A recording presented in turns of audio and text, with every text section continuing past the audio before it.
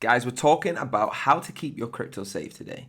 Now, there has been over 5 million Bitcoin stolen online in crypto wallets just recently. So I'm going to teach you the tips you need to keep it safe. Bear in mind, I'm not a financial advisor, I do this for education purposes only. So let's get straight in.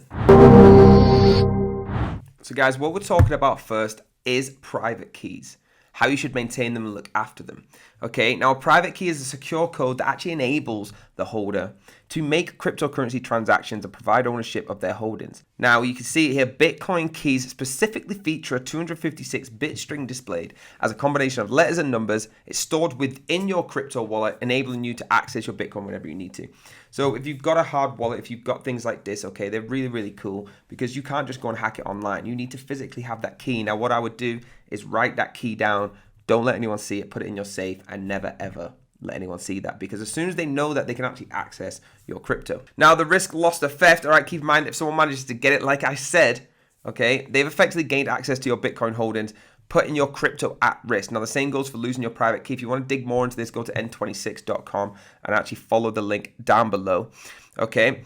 The same goes for losing your private key. If you're unable to access it for whatever reason, you'll likely be unable to access your coins. That's all the coins that are stored on that wallet. Now, your private key cannot be emphasized enough by safety. So please, don't send it over WhatsApp. Don't send it to your friend on Messenger or take a picture of it and send it over. It's got to be secure to you. Okay, the safekeeping of private keys for customers should be and is going to be a regulated financial service for you. Okay, that's what you should be doing. Now moving on to seed phrases. Go over to nerdwallet.com so you can follow exactly what it is I'm talking about.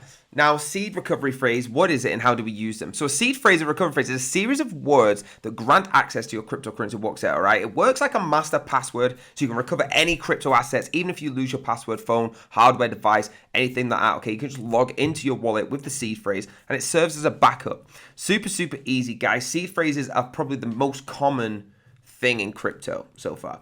Okay, everyone has their seed phrases, and yes, if you lose anything, your wallet, your password, if you just don't log in, so what people do is you get into a crypto project and 2 years later you forget about it, but as long as you've got the seed phrase, you don't need to remember the website, things like that. You can just log straight in and see how your crypto is doing. Okay, so dig more into what exactly a seed phrase is. Okay guys, these are things you need to know if you're going to be committing to the crypto market in 2023. Now, moving on to third-party crypto custody. Now, you can go over to Go Trust, okay, and read about this as well.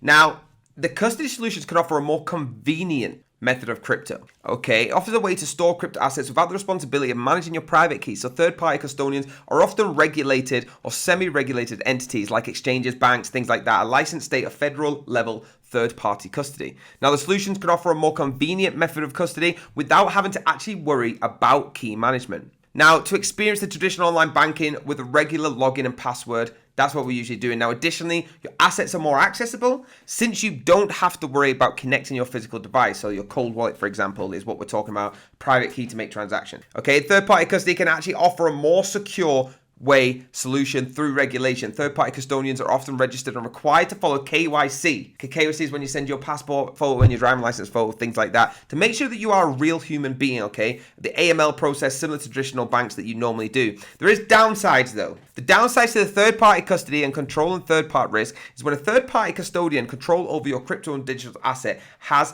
the control. Okay, you're giving it to them. That's what that is. Now, in addition to control third-party risk is also a drawback compared to self-custody. So third-party risk is a risk of having outside parties make transactions and perform other financial activities on your behalf. So you're allowing the control for someone else. Guys, these are just a few things that you need to be getting your head around in 2023 if you're getting involved in the crypto market. So let me know down below if you're going to be getting crypto, what kind of crypto you're going to be getting. If you love this video, hit the like button, hit the subscribe button, hit the bell if you want to be notified.